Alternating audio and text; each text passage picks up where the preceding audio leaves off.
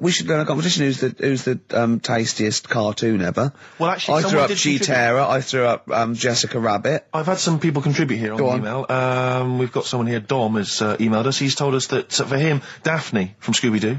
Yeah, popular choice. And obviously, this is one I've never quite understood. Wilma from the Flintstones. I've actually always felt that Wilma. I don't know. I just thought she was a bit. No, not Wilma. Homely. Betty, surely. Yeah, Betty. Well, this is what I'm hearing. Wilma. I mean, yeah, Betty, surely, but Wilma. No, I mean, she's quite homely. But Betty, come on, Steve. You wouldn't say no to Wilma. No, I suppose not. If it was I'd be worried about Fred if he found out. I'd hate to do it, you know. I wouldn't want to do it to Fred. He's a good guy. He is, isn't he? He's a bit of a chump. Whereas Barney, to be honest, I don't think he deserves Betty. Do they both work in the quarry? Because, I mean, let's be honest, Fred, not a smart man. I mean, he obviously didn't come out of rock school with anything other than a couple of basic O-levels. I know, but he's a hard-working, sound sort of guy. They got a big house, they got like a TV, they got that bird thing. Yeah. I be honest, if I was Fred, I would be a little bit disappointed that my kid does nothing, whereas Barney's can lift up sort of tall buildings. Sure. Bam, bam. He's a very strong... You know. I mean, interestingly, Fred loves his job. He's always yabba-dabba doing at the end of the day. He does spend the whole day lifting rocks from one place to another. I'll tell you what, I wouldn't take that from that cat, though. I would. If a cat picked me up by the scruff neck and put me out, right, on the doorstep, I'd go mental. I'd get rid of it. It is a saber-toothed tiger, though, Carl, so it could rip him to shreds. It's not like a normal domestic cat you have nowadays. You know when they go to the drive-in at the beginning? Yeah. And they order, maybe some ribs. Yeah, that huge rib, and it tips the car over. Yeah. Was that her first day on the job? Because I've never been ordered before. Yeah, either it's that, she'd have realised. Yeah, we're out of pig. We've got Brontosaurus rib. Exactly. He goes, won't that knock the car over? No, it won't. I don't know. Rick, can I tell you now? That was an accident waiting to happen. It was really, wasn't it? Yeah. And it did. Oh, dear. Mind you, I went to Texas once, and I had some ribs, and it was like the Flintstones. It was huge. And not only did it look too much like an animal that I couldn't actually eat it, I don't know who could eat it. I mean, seriously, it was 2 foot long. Yeah. And all the it was like half a rib cage.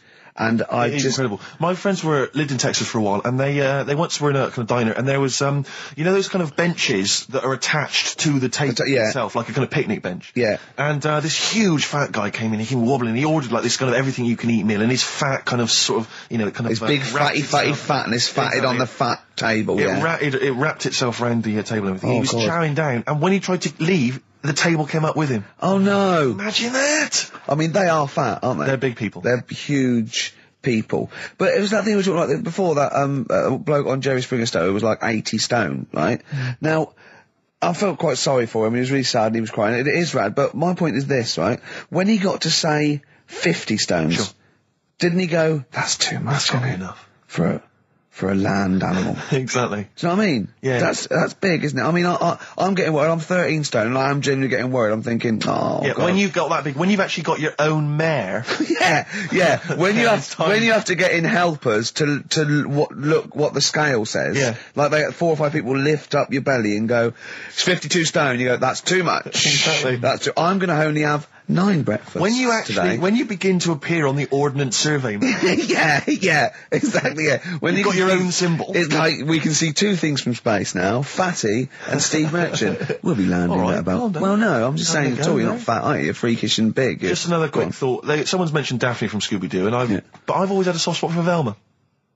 Velma? Because Velma's got glasses. I mean, I'd have She's clever. Can I tell you what would have happened if I was in that environment? I was maybe on the... Your glasses would have got tangled up. I'd always been making a play for Daphne, right? And Velma would have fancied me, but I'd have always ignored it because I was playing for Daphne. And then when I finally realised it was never going to happen with Daphne, I'd have blown it with Velma. Maybe not, though. Maybe not. Sometimes those, you know, they might, you know, appreciate honesty and go, listen, I've been hitting on the good-looking one. Yeah. Oi, Four Eyes. Yeah. Do you fancy it, Chubbs? Exactly. Something like that. Let's be honest, is what you're saying. Well, yeah. I'm wondering, I don't mean to be libelous, but Velma, she was quite short, the glasses, the short hair. Lesbian. Hung around with the dog and lesbian. The bloke. I'm beginning to wonder if she was... Yeah, maybe. I was like, see, unfortunately, I said lesbian there, and you still carried on with your assessment of what it is to be a lesbian. It's bad enough doing the cliches of having short hair, but you said the dog. Yeah, well, she hangs around with a dog. So do lesbians do that? Well, have you seen some lesbians? They're right dogs. Good night. Have you seen what I've done there? You know what I've done there, Rick? Comedy award winning. Oh, God. the first cut is the deepest. Let's hear it, Rick. On this album as well is the Killing of Georgie. Georgie Part 1 and 2, remember? About the gay bloke. Georgie Boy was gay, I guess. His favourite song. Carl's favourite song, right? And I was going, oh yeah, I remember that, yeah. I said about, and I said, did not intend to take his life. He just pushed it when he gets mugged and killed. Do you know what he said? I was sitting outside, I was singing, he went, well, as I said, they go out too late. They go out too late? He meant gay people go out too late. He went, no, they do. I went, what do you mean? He said, well, they're always out, they go out when people are coming home. He said, if he'd have been in bed by 10, he'd still be alive today. That's a sobering lesson. And he went, there's one that works here and he's shattered every Monday. Oh, if you're gay and you're listening, just be in bed earlier. Go out when sensible people go out. Yeah. You're right, we're not on the continent, Carl. If you're gay and you're not in bed by 10, go home. Yeah. I don't get it. Now, right, okay, it's the film review. Carl, you just tell it from the heart. Tell us what you thought about the film, what you thought the... Can I just ask, is this the first time you'd seen Gladiator? You'd never seen it before? No. Okay. And what were your thoughts? Okay. The film review. Gladiator. It's alright. Nothing great. It's like an old, sort of an old version of Rocky done in the olden days, really. Right. A bloke fighting other people. Sure. How sort of well known is the story? Do you reckon people know the basics? Well, just very quickly, just do the plot. Quickly. There's a guy called Max. Maximus, yeah. Yeah. There's Caesar, and there's Caesar's kid, and Max goes to war, sort of wins it, comes back. Caesar says, you're good at what you do. I wish my son was as good as you. So I want you to be in charge when I die.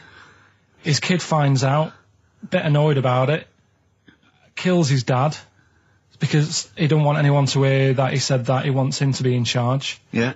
So his kid gets in charge and thinks, I'll show you. You're not going to be king, I am. You're going to be a slave or something. And then... next thing you see is... Sorry, can I just stop there? My only thought is the film's 3 hours long, so maybe we shouldn't go through the whole plot. We've done the first 10 minutes, but go on. So, yeah, he's a slave and then... Yeah, but then, that was an interesting bit that I thought, right? I mean, I was watching this with a girlfriend, she was already annoyed because she wanted to watch Friends on E4. Okay. Yeah. It was a good episode as well this week. Was it? Yeah. Don't tell her that. Okay. Right, so she was annoyed and she said, come on then, put it on. And I got it wrong straight away because it says on the back 149, so I thought that was an hour and 49 minutes. It turned out it was 149. No, I thought it was 1 hour 49. Yeah. But it was 149 minutes. Sure. So it overran anyway. By 40 minutes. Yeah. So anyway, the interesting bit was where he was going across the desert on a horse. And I think to show you how long he'd been going across the desert on his horse, he's showing you a shot of the horse's knees and they were bleeding. And I just wondered whether that's what horses do if they run for a long time. Do you know? I don't. Good. Right, so anyway, so he goes on, he keeps going on like this. He's a slave, and then he has a fight at the end with the Caesar's kid, and he kills him. And that's how it ended. Okay, good. What did you think of it? Just generally, what bits...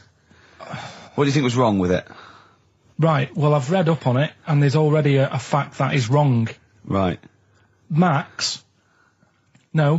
Caesar's kid, he didn't actually kill his dad. His dad died of a natural death. Right, in real life, you mean? Yeah. Okay. And, what's Caesar's kid's name? Comedian or something? I think it's comedian, yeah. Yeah. That's where the name comes from. When a funny person is called a comedian. He didn't actually get killed in real life by Max. No. He died by his sister poisoning him, and he didn't die. No. Are you saying that this is not a historical document? It's wrong. All over the place. Yeah. Well, next week I'm giving you Braveheart, and that is actually true. That is factually accurate. I can't handle it. It is. It was a little Australian fella that helped him out. Just for people who watched it, you know that the guy, Caesar's kid. Yeah. He died. His sister tried to poison him. That didn't work. Apparently, he was a gay fella, and his boyfriend, who was a wrestler, strangled him. Where did you get this information? On the internet. I thought I'd look it up to see how much of it I actually got right. Yes. and that's what I read. Okay, so out of 10? 5. Really? Yeah. Okay. It's no good. I wouldn't get it out. It's annoying the way it says, like, you know, this film's got to be seen at the cinema, because I saw it at home and I don't think I missed out on anything. Very good point. I think that's probably the point they're making, but yours is valid too. We'll play a record, and after that I'm going to ask you about Rasputin, the Mad Monk. Go on then. When things like that happen, right, you know, you've been told not to mention it. Yeah. And you're like a little kid. Yeah. And once things are in your head, yeah, it's difficult not to mention it. I mean, when I was a kid, yeah, right, yeah. my mum's sister Hazel, right, was seeing another bloke. It's weird because she's a lesbian now. That's really weird. That must have been an interesting Christmas. But anyway, she was seeing this bloke, and he looked like Ken Dodd, apparently. He looked like Ken Dodd. Looked like Ken Dodd. So people said, don't mention it because it gets on his nerves when you like meet him and you go, oh god, you look like Ken Dodd. So I said, all right, his name's Will or whatever. And I was introduced to him. First thing I said, nice to meet you, Ken. Did you do it as a joke, or did you? No, because you know when you know that he's like, I'm not allowed to say that. I can't say that. I mustn't say that. Can't. And then I saw him. I thought, Jesus, does look like him. It just came out. Was it Doddy who turned her into a lesbo? Do you think? Well, he wasn't a good-looking bloke, so possibly. She started going out with Esther Ranson then, which is weird. Out of the frying pan. What was the story with the lesbianism then? How did she announce that to everyone? What age was she when she realised? Well, I mean, we're not a close family, do you know what I mean? We're not a sort of family who keeps in touch with everyone. And I think my mum called her up one Christmas and sort of said, you know, how's the Diddy men? Yeah, how's Nutty Ash? And she said, oh, no, I don't do that anymore. I'm knocking about with Sandra or whatever. Right. And it was like, oh, right. Not big butch Sandra with the big earrings and the skinhead. He used to live down the road from you. I don't know. He used to get Doc Martens wholesale. That's Sandra. All right. Well, I'm going to be kicking some ass today because I'm going to be shamelessly self-indulgent. And we've only got 2 shows to go. So I'm playing some of the most beauteous tunes in the world. I was just telling Carl, lined up a Simon & Garfunkel track, Only Living Boy in New York. He went, why is he the only living boy in New York? I went, what? He went, what does that mean then? I went, I don't know. He went, well, what's it about? I said, I don't care. I said, it's lovely song. He went, no, what's it? I said, I don't go into that. Do it. I said, he went, I like a story. I said, like what? I said, Killing of Georgie, no trickery. Killing of Georgie. I think we should play that at the last. It's good. I heard it the other day on Radio 2. It was cracking. It sounds like, well. It's really good. Tell them what it's about again. It's about little girl, gay fella. A little what? A little gay fella? Yeah. Right. Who, I haven't heard it for a bit, so it's all off memory, this. But, gay bloke. Is he from Scotland? I have no idea. But he's from somewhere where gays aren't liked. Okay. Right? No. No, he is. Georgie Boy was gay, I guess, nothing more than the kindest guy I ever knew, right? Now, all he did was, right, his father said, how can my son not be straight? Kicked him out. Right? Goes to America. Yeah, but you can handle all that. You can handle your dad not getting on with you if other people around you are into the same scene. Yeah. But he was like, he was left on his own. He didn't know what to do. Yeah. He was getting stressed out. Yeah. So he goes... And this was before. I mean, this is... when did this record come out? 77? 77, yeah, something like that. Right. And he's... During punk. Right. Oh, I see, yeah. So, you know, the village people had come along and made gay cool. Yeah. That had already happened. Yeah. But it wasn't respected. But he was watching the telly or something, and he saw that New York had loads of them over there, and they're all having a good time. Sure. No, sorry. At no point in the song does Rod Stewart say little gay Georgie was watching telly and saw loads of gays in New York. At no point in that song. No, but this is what I like about that song. You sort of picture what's going on. You make it up. Yeah. Okay, so the little gay fella was watching telly, and there was presumably the and now from New York, the gay show. Yeah. Or whatever, because it was a big scene over there, wasn't he, in the 70s? Yeah. Okay. Right. Go on. So he goes over there, and he's having a great time and that. He's meeting... Went to New York town, very quickly settled down, soon became the toast of the Great White Way. Yeah, they loved him. All the old queens blew a fuse. Yeah. Yeah. And then, I don't know, he was out late one night. Yeah. And he's walking home. Yeah. And gets attacked, gets killed, and he's lying in the... They didn't intend to take his life, they just pushed their luck a little too far that night. Yeah, you see? So... Yeah. But what's good there? Is it good that he had a bit of a good life and was able to be himself? Yeah. Or should he have stayed in Scotland? He didn't come from Scotland. Again, I really... Well, I think, is there any way we can get this song before the end of the show and play it? Because I've heard it recently. A lot of people listening will have never heard this song. They won't have any idea what we're talking about. I say what you said when we were talking about that song once before? Is it bad? It might be. Because we were talking about, Georgie Boy, and he, got it. I don't know. What? It's when you said... Well, no, it's a fact. I don't think if... Well, he said, so it's Killing of Georgie, he gets out, dies, right? He goes, well, they do go out late. I know. Gay people I go know out a few late. gay people, and they start to party late on. That's why in Soho, right? Girlfriend got in a cab, right? Suzanne was in a cab, and the cab driver was taking her to an early start, right? She works at the BBC. Yeah. Early start, 4 a.m. It was going down. It was mental in Soho at 4 a.m. Yeah. They were all still like starting the night out. How do you know they're gay? It's Soho, isn't it? Fair enough. Okay. Play a track. I'd love to be able to try and dig this out. Yeah, we will. This is Simon & Garfunkel, The Only Living Boy in New York. It's lovely. When I went to the BAFTAs with you, and I wasn't really enjoying it, you were like... What? No, You you are didn't such tell us an this. ungrateful... There are so many You're people. like a little charity case. You're like... Oh, I had God. chicks queuing up Yeah. around the block. You'd wanting usually come. have to... I know, but I someone told like you you. would have to write to Jim or Fix It or Esther Ranson to get them to meet us sort of people. And now it's on your doorstep. I'm amazed that you didn't enjoy it. Why didn't you God. enjoy it? You got to walk down the red carpet. You went in. There was George Best, one of your footballing heroes, was there. A load of other big names. You sat there in prime position. You came backstage with a load of other big names. Hey, you had a lovely bit of You were grub. filming this thing for the DVD you were making. That's you, a cameraman on our DVD. And yet you think, now you look grumpy because you had a couple of pints and you... I can't believe So it. tell us why you didn't enjoy it, because the ceremony, what didn't you enjoy about that? It was interminable, wasn't it? Far too long. Wasn't it awful? 3 So boring. hours. I thought you were going to say something. Really? Sorry. 3 hours. Yeah. I mean, I suppose for you two, at least, you were going to get something. Sure. Yeah. But with me, it's like... I mean, I've never graduated or anything, so... Have you not? I'm trying to think of a situation. Basically, I sat there for 3 hours knowing that I'm not going to get anything out of the night. Yeah. Right? Now...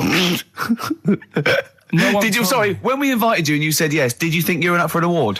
No, but I thought we were going to be sat round tables having a nice bit of food, whilst people are going up there winning awards. Yeah. But 3 hours of the same thing over and over again. I mean, if a film's 3 hours in the cinema, you go, well, it's long, but I wonder how it's going to end. Yeah. But this was just like the same thing over and over again. Some guy going up, thanks a lot, cheers for the bit of brass. And then going down, sitting down, the same thing over and over again. Honestly, right? I'd say it was one of the worst things I've ever had to do. Lincoln, I enjoyed the night afterwards when we did have a bit of lamb and a nice bit of veg and that. That was all right, and I went home and I was happy, and I got the little freebie bag that you're talking about that we're giving away. Yeah. Which wasn't much good stuff in it. Oh, all right. Right. No, What would you have done on that Saturday night? Suzanne What said- would you have done or the Sunday night rather? What would you have done had you been at home? I would have stayed in with Suzanne, right? Watching telly, having a nice bit of pate on toast or something, cup of tea, watching 24. But instead, I had to buy an expensive suit so I didn't show you up, right? Yeah. How much did you spend on your suit? Well, in total, right, because, the shoes and the suit and the shirt and the tie, it was about 600 quid. That's the most expensive evening ever. And that's what I'm saying to you. And the daft thing is, it's dark in there. I don't know why you've got to wear a nice suit. You can't wear a tracksuit, for goodness sake. It's dark in there. No, just the shirt and that. It doesn't make you a better person wearing a suit. No, doesn't Do make you you know a what I better mean? person. No. We're not claiming it made you a better person. No, but that annoyed me. Yeah. I mean, it was an experience, innit? That's why I went, because you think, if I didn't go, if I would have said to you when you invited me, no, Steve, I don't want to go, then I would have never known, right? Yeah. And that's my sort of thing in life, right? Yeah. If something comes up, you should take it, even if you're not going to like it. It's a bit of an experience. Right. Do you know what he said to me? I phoned him up because we had to meet up, and obviously he had to pose as my gay lover. Yeah. To get in, right? Yeah. He phoned me, you said something to me like, I bought a suit, I'm looking good. He said, I'm looking good. People will think, how on earth did he end up with that good-looking guy? So he got into the role. That was what he said to me. He started getting into it. Such an insight. Play a record. I just must say that we've had an email from Daryl Foss. Lots of people have emailed in and said, well done on the BAFTAs and well done on your Room 101. They really liked that. Thank you. There's one guy, and it's Daryl says, Ricky, has your dad only got one D-Mob suit? Because I don't know if you noticed, but Ricky wears the same suit every single time he appears on TV because he spent a fortune on it getting it tailor-made. I've only got one. It's a good suit, and I he wears it know. all the time. And it's winter as well. It's like a pure wool, so I'm sweating everywhere I go. Anyway, usually it's too much cheese. I won't be buying another. Huh? I won't be buying another one. Ever. Yeah, that's it. Yeah. Suzanne told me today, right, because I've handed it in today to have the trousers turned up a bit. Why? Because it was a bit of a bodge job for the night. Yeah.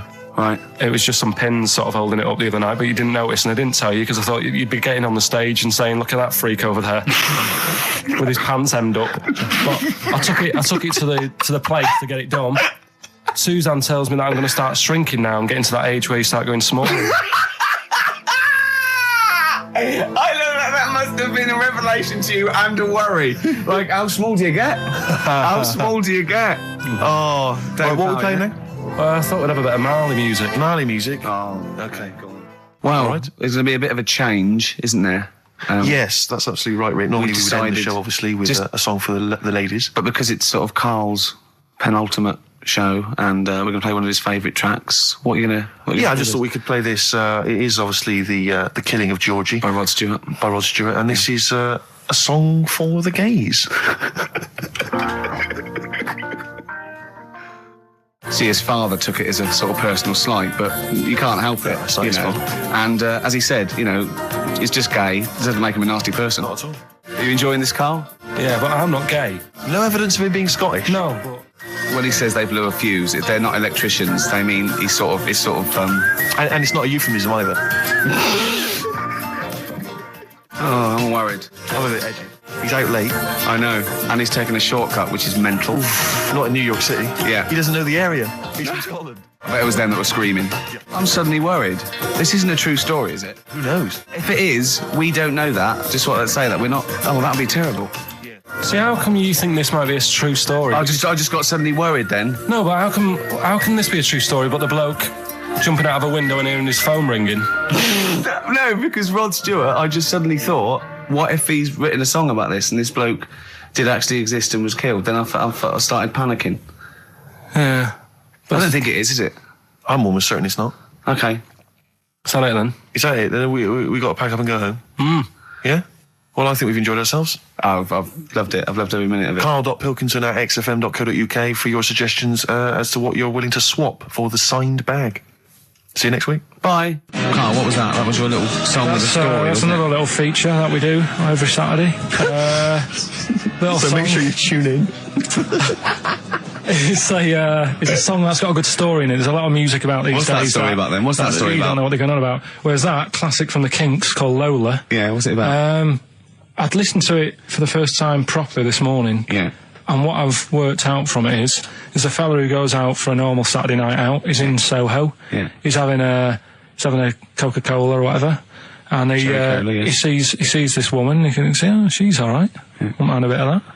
So he wanders over, and he sort of gets talking to her. He looks at her. She's got a great figure, nice face, and all that. Lovely knob. And she speaks, and he goes, "Oh God." Got a bit of a bloke's voice. Yeah. Got a bit of a voice like a bloke. But he thought, but, you know, that's her only down point. Sure. So he dances around with her, and I think he sits on his knee, I think he said. Yeah. Anyway, it turns out it's a fella. Yeah. Right. So, A sobering lesson. Yeah. What do you take from that? look, always sort of, if you think you might be talking to a bloke in drag. just look at his sort of Adam's apple. And he'll probably have a hairier arse than a woman. Yeah, I think you've gone too far then, though. I think you're already getting too close. It's a bit late to pull out. No pun intended, definitely. There was a pun intended. Oh, was it? Alright, was it? Yes. Alright, okay, we don't be disgusting then. Right, okay, right, the results of, We ain't got a winner for the first time. Yes, we have. We've We've got done this loads. feature for... We've got loads of winners. No, we haven't. We've done this feature for 3 weeks. This is the first time I've managed to sort of... What? Well, let's go through them then. what have they got wrong? The first one.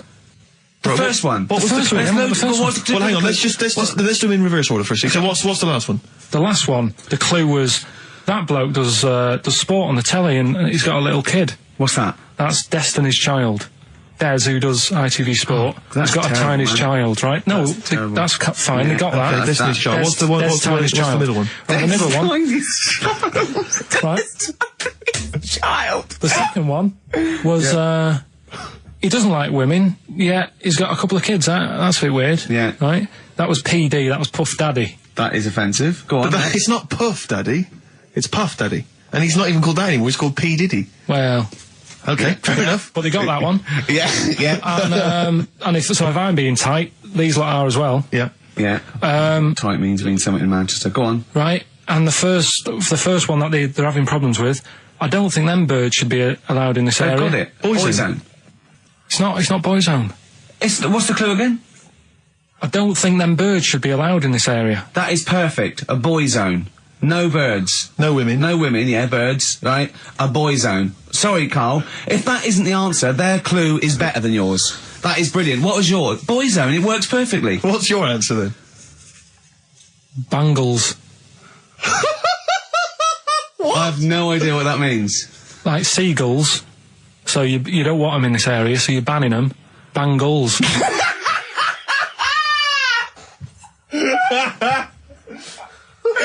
Oh! Well, give it to boy zone, because boy zone's better. Don't use birds to be allowed in this area, it's a boy I think zone. we should have a rollover. Carl beat them. Carl beat them. You have to use his logic, But surely. theirs works. You can't do what am I thinking. No, that's not what I'm thinking. It perfectly. It works perfectly. I think you've got to give it to the ones that got the boy zone. Well, how about, right, because they didn't actually get into my head and my Well, way of thinking, heaven right? forbid. How about we just keep back the David Attenborough, and they can have, I'll chuck in the Hellraiser, right? Okay. and Blondie album and the Madness Yeah, one. okay. Pick a winner at random. Pick a winner, Steve. I'm going to give it to Paul Sloman, who got those answers, and he also says, P.S. Carl, you're a moron. So, I'm giving that to Paul, and good luck to him. Right, well, He's got a crazy night tonight. If we can rush these over to him, he's got a cracking Saturday night. well, if I'm a moron, I might get your address wrong when I send them to you. Oh, Coming right back at you, Paul. Yes.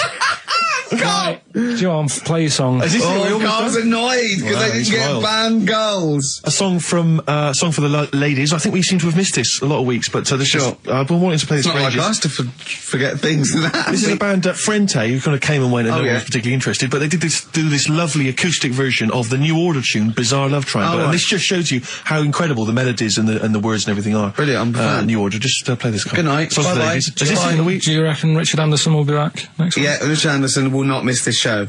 Kids, they know too much now. Yeah.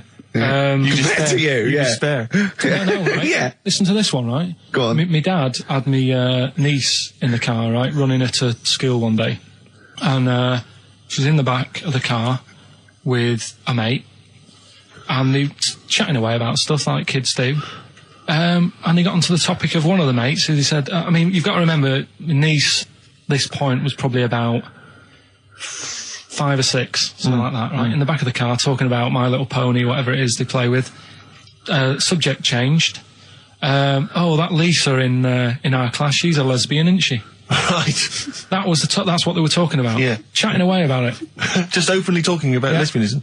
And probably, this is the topic that they're talking about in the pub when they're having out drinking. Yeah. Yeah, but they might have thought a lesbian was a funny word or something. You don't necessarily know the ins and outs of it, do they? He's weird though, isn't it? Because when I was younger at school, you didn't you swore a little bit, but it wasn't like major swear words, and you sort of did a little bit of nicking, but nothing like they get up to now. I mean, if My girlfriend, when she was about 7 or 8, she was walking to school with her mum, and she called her a C-U-N. Right? You are joking. No, she said, because she thought it was she said she thought it was a big furry animal. So she was being nice, and I remember, where'd you do that? Where'd you do that? Like, just heard it at school. So they might not know what it means. But because I'm thinking maybe, did you start the show with that particular kind of manner? Just because obviously a lot of new listeners, I imagine, thanks to the massive poster campaign, and you obviously want to impress them and charm them. There's a few examples today of irony coming back and biting you. Yeah. That seemed like a funny idea at the time, me posing that. But Jonathan Ross phoned me up when they first went up and he just said, I've just seen a big poster of a predatory gay. Yeah, you do look a little bit. Yeah. Hello. And what's your name? Would you like to sit down here? And then you're in the background. And also, I think the funny thing about having you as a partner, I mean, the only good thing is that you know, you look weird and tall, like too freakishly tall and lanky. But in that one, no, because your background and you're smiling, you don't look as weird as you do in real life, or as freakishly tall. So it sort of ruins it a little bit for me. They found out that scientists. Oh yeah. I've found out 17th century that like now, 1 in 10 rams are gay. 1 in 10 rams are gay. Yeah. Yeah. So that was like Wallet. That's how I could get that in. They got a load of gay and straight rams. Right. They worked out which were which first. They said, right, that bunch there is a gay bunch. They looked better. They just had more pride in their appearance. And the other ones, you know, the straight ones. And then they gave them to this scientist and said, right, go on, do what you got to do. And they took the brains out of all of them. Just to check. And they did tests on the brain, and it worked out that they've got something smaller in the brain. The gay ones have got something in the brain that makes it smaller. And they said, right, well, that's probably how it's going to work on males, on like males and females and like humans. So you took from this that gays have smaller brains than straight people? No, there's something in the brain. Right, go on. So if someone's saying, you know, oh, I'm a gay, or they're not sure or whatever, they will now be able to find out. So you can go to the doctor and to find out if you're straight or gay. Is there any gay in my brain? Let's have a look. Do. You've got a little bit of a gay in you, yes. A little bit of gay in there. Yes, you've got the, you've got a little bent cell there. Well, that's why they did it, anyway. I don't understand how they could differentiate which was straight and which were gay to begin with, before they then gave it to the scientist. Wasn't that what the scientists figured out? How could they tell? There's one theory that it's genetically determined. There is one. There is a theory that's genetically determined, but I don't think it's as easy as pulling a sheep's brain apart and finding a little pink sort of like blob in there and going, right, we've taken the guy out and now he's going to go and shag some ewes. I don't think it's that straightforward. Although homosexuality does occur at a similar sort of rate in animals, I think. Yeah. Yeah. So you knew that, didn't you? So that's that one. I mean, I just like the idea of the farmer figuring out which is straight and gay. Well, that one's wearing quite a camp-looking neckerchief. So I'm thinking maybe he's gay. Is that? Yeah. I love the fact they can. That one's a big fan of Sophie Ellis-Bextor. Yeah. They would. They put on ABBA and see which ones dance. Exactly. That's how they. Which one? Yeah. Put on like Barbra Streisand and see which ones sing along. That is rubbish. What did I find out? Did you just say that is rubbish? No, I found out other stuff in the week that didn't make the top 3. Wow. We haven't even had to. This must be mediocre stuff. This must be really bad. Yeah. Or it might be dubious. Go on. We've got to think proactively now. We've got to sort this out. See, there's always other things going on in my mind when I'm in that pub quiz. For me, it's just a little bit of fun. Sure. It's a night out. You know what I mean? Suzanne enjoys it. Yeah. It's a bit of a get-together. We have a chat beforehand. Yeah. We have a bit of fun. Yeah. But there was other things on my mind. Well, Carl, I could do that here. I don't have to lose a tenner. Wait, what were you thinking during the quiz then, when the questions were coming out? What were you thinking of? Well, what it was, right, just before the quiz started, I had to go to the toilet, right, because the rule is, right, people who don't go to it, once it starts, phones off, no more toilet. They take it dead serious, don't they, right? Yeah. So, I went to the toilet. Now, I'm not being out of order here, it just got me thinking, right? I went to the toilet, the gay fella in there, right? There was a gay fella in there? Gay fella in the toilet. Now, how could you tell? How did you know? Just typical, you know, everything about it, right? Everything about it, right, yeah. Oh.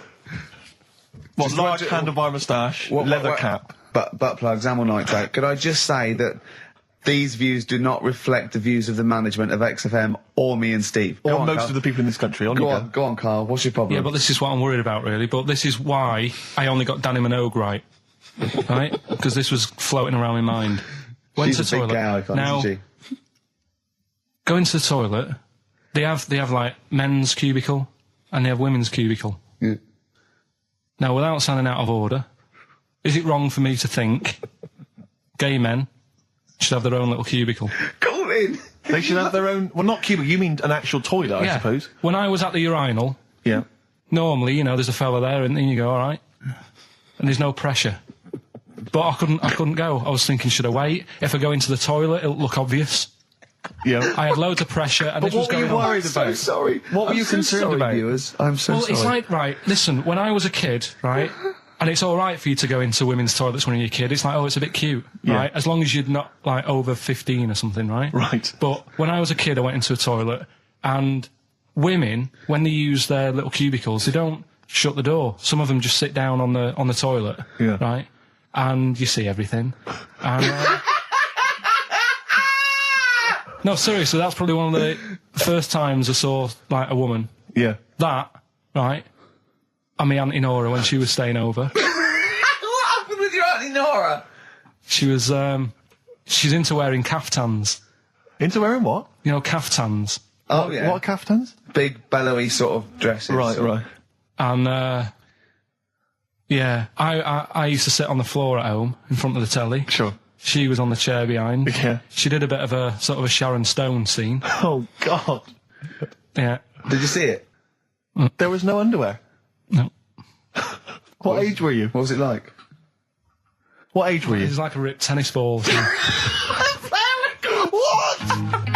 Right, we're off air. We're off air.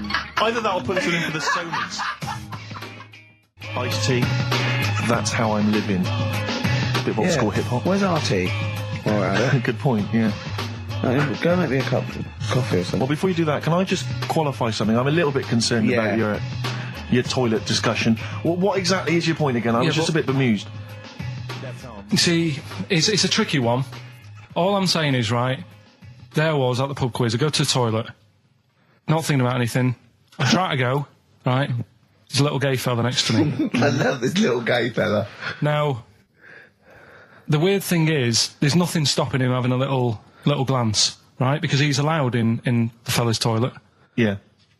Now, I'm not allowed to go into the woman's toilet and have a little look round. Right. So all I'm saying is, should they have another toilet area? What, for gay people? Yeah. And so this would be gay men and lesbians? Is that going to complicate things? I mean, I can only assume. I mean, to what point? That's your question, right? If you're intimidated, that's a shame. But you know, most gay men aren't looking at your knob. You know that. What do you mean? I can only say that 99.9% of gay men who use a urinal standing next to what they assume is a heterosexual man aren't looking at his knob. What they're doing then? They're emptying their bladder. No, but the thing is, I can't talk you're politics saying, for Carl. you're saying, like, you know, about would you have one toilet for lesbian women and gay fellas, right? What does that mean? Would it be mixed? Would it just be? Well, would it have a man on one? That's heterosexual man. One little picture of a woman on the other, and then what? What would the little icon be? A man and a woman? A man and a woman. Just having a chat? Yeah. In pink and dot But lines. you couldn't mix them because then what would happen is you'd get people who are going, oh, I'll play up to this a bit, What, pretend to be gay? and yeah, you know, sort of grow a moustache and shave their head. And pretend to be a lesbian.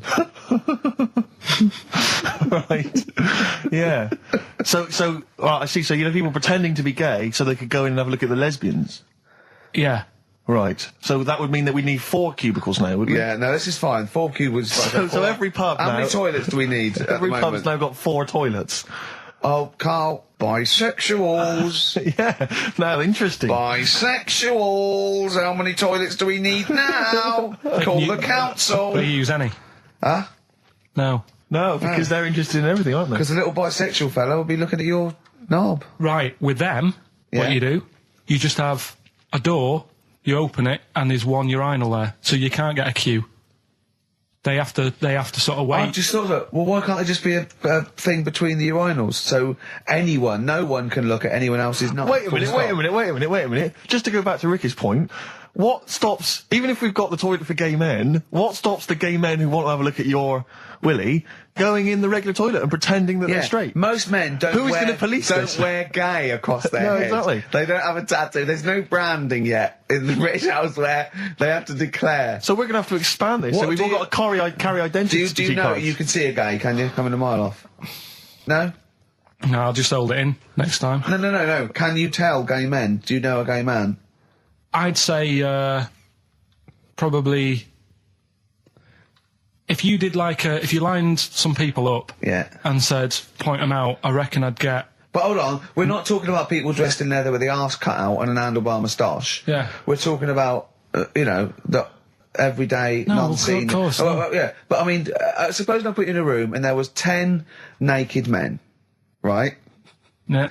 And there's 5 gay men and 5 hetero. Could you walk along that line looking at those gay... Am I naked? No, you don't have to be naked. Why would you have to be naked? To catch them out.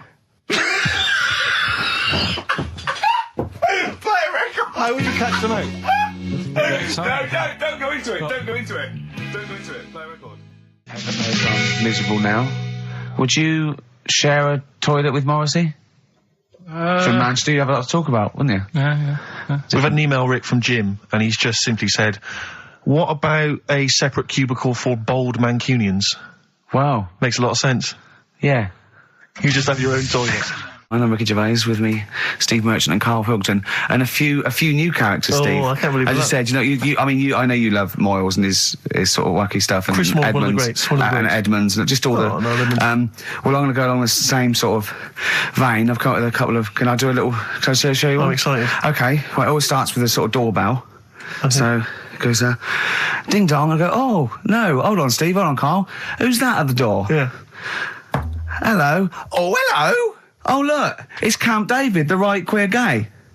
Oh, hello, you look all gay today. Is that because it's nice weather? Oh, no, that's not what it means. Oh, have you got a girlfriend, Camp David, the right queer gay? No, but I've got a boyfriend. Oh, bye.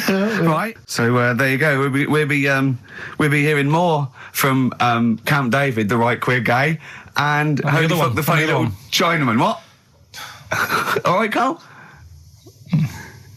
Yeah. Is that your sort of humour? It might not be your sort of humour.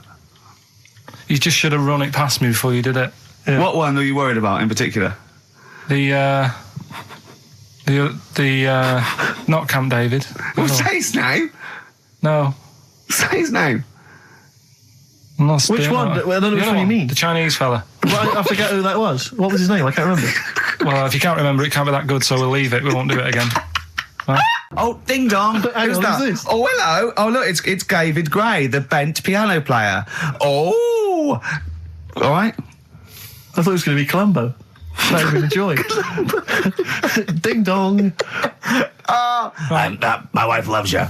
No. Hello. Oh, I don't believe it. Look who's turned up, can't Karl. believe it. The weird thing is, Steve, right, that is like what I imagine Ricky's house being like when people are ringing the bell. Because they're all so different. It's got a little... He's obsessed with all my friends being slightly different to each other. I've never understood it. He goes, there's no thread. There's no thread to them.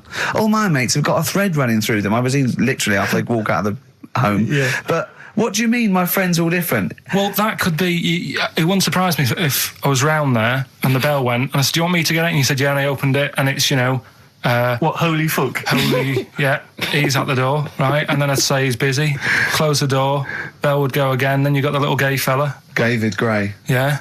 And then, do you know what I mean? Yeah. Not really, no. Because he's met some of my friends and he looks at them in a weird way. I mean, some of them are weird. Years ago, husbands weren't allowed to sort of clout the wife with anything. What was it like in the past? I know, You yeah. couldn't clout your missus. With anything wider than your thumb. The stick had to be the same, no bigger than your thumb. I know, So I was a big- thinking so a big Robin bloke- could do no damage if he went out with anyone. Yeah, although his is wide, he's got a little thumb like a little knob, isn't it? It's like it's truncated because it starts off normal. It looks like he's had his big toes put on his hands. Does he have to drink a pint with 2 hands? Yeah. And he's dropping stuff all the time. Can I just go back to the rule of thumb thing, though?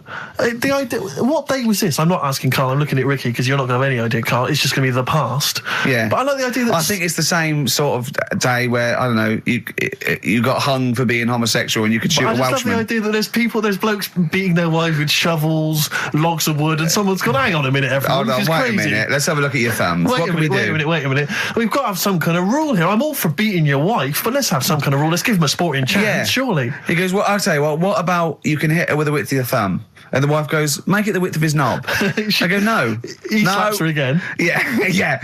Width of your thumb. All right. Better? Yeah. You're wrong. Ding dong. Oh, here you are. Oh, it's a fat fella with lipstick. Hello.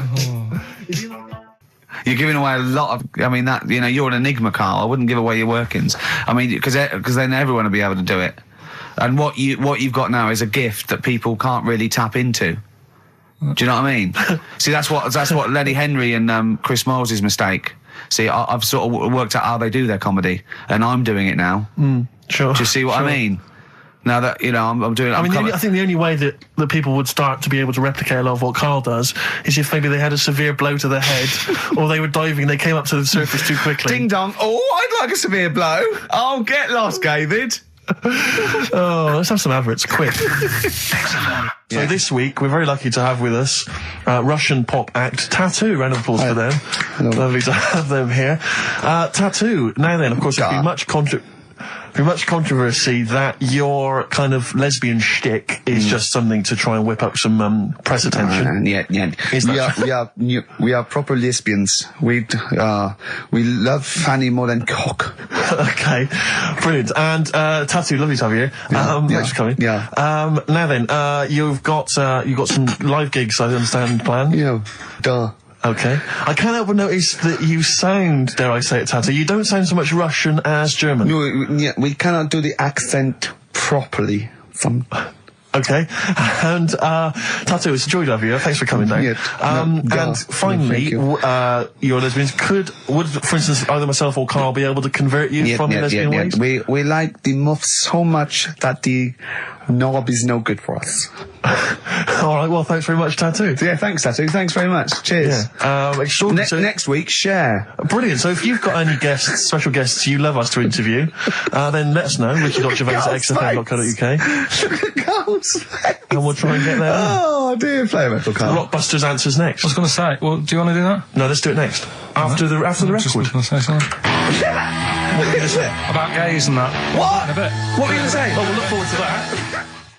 Martina Topley Bird. Need one on XFM 104.9. Right, there goes the girls from Tattoo. See you later. Well Thanks, done. girls. Cheers. A Right, couple of listeners Carl, what were you saying before we cut you off?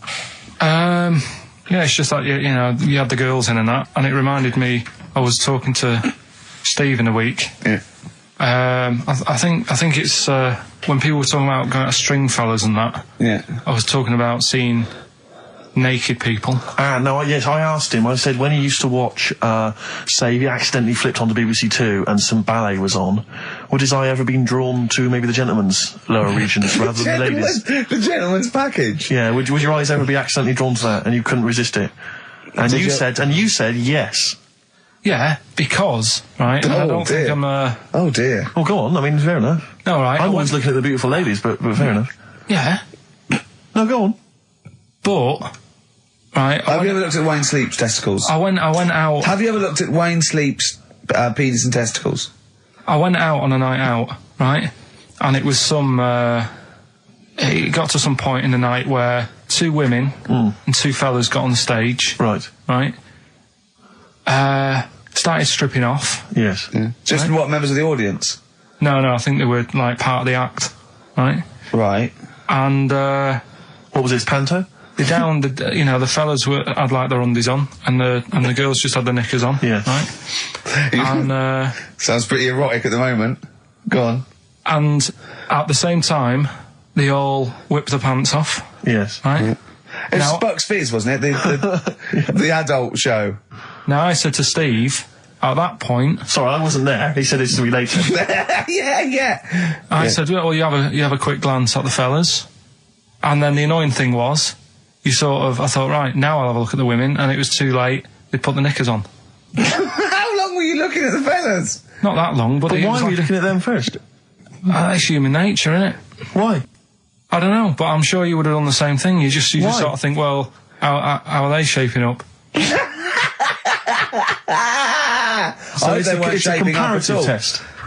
So who had the biggest knob? Which one of the blokes had the biggest knob? No, it's like, normal. But This is a whole new side of you. This is a whole other area. So you look at ballet dancers, you look at the gentlemen's. No, I don't. package. I just was, when he said this, it reminded me of this night when I was walking home thinking, didn't get a look. Because I was messing Where up. was this? What event was this where people are stripping off? Carl, I tell you what, you are the most interesting man I've ever met. But are you comfortable being nude and that? We've done this. Well, I don't know what this is. We did this last week about, are you comfortable being nude? No, I know, I was talking you're about probably that. most comfortable being nude. It's just probably not in public. Well, Ricky's only really comfortable nude when he's eating. yeah. There's nothing to get, Yeah, you can just wipe spilt on yourself it. down. Yeah, you just sit in the bath, yeah. No, but I talked about that, and then when I went home, I was talking to Suzanne about it, and she said, "What's all that about? You don't like being nude, right?" And I said, well, it's not. It's like I'm part of an Alan Bennett play. It's just, I love the way you talk. Remember once, right? I don't know if I should talk about this really, but Well, that means you should, so go on. Go on.